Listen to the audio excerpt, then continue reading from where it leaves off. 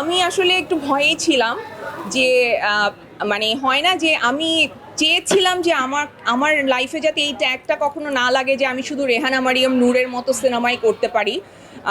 আমি আসলে করতে চেয়েছিলাম রেহানা মারিয়াম নূরের পরে ভিন্ন চরিত্র।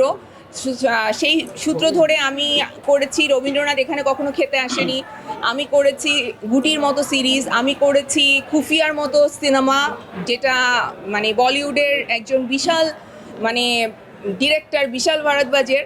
সো তারপরে একজন সানি সারোয়ারের স্ক্রিপ্ট যখন আমার কাছে আসে, আমার জন্য জিনিসটা ডেফিনেটলি চ্যালেঞ্জিং ছিল এই ডিসিশন নেওয়াটা যে আমি আসলে আমি কি এই কাজটা করতে চাই নাকি চাই না। কিন্তু যখন আমি ক্যারেক্টারটা পড়েছি আমার হ্যাঁ, আমি আসলে এই চ্যালেঞ্জটা নিতে চাই। বিকজ আমি আমার পেছনের প্রাপ্তি অপ্রাপ্তিগুলোকে পেছনে ফেলেই রাখতে চাই। আমি চাই না যে সেগুলো যাতে আমার ভবিষ্যৎ পথ চলাটাকে কোনোভাবে বাধাগ্রস্ত করে।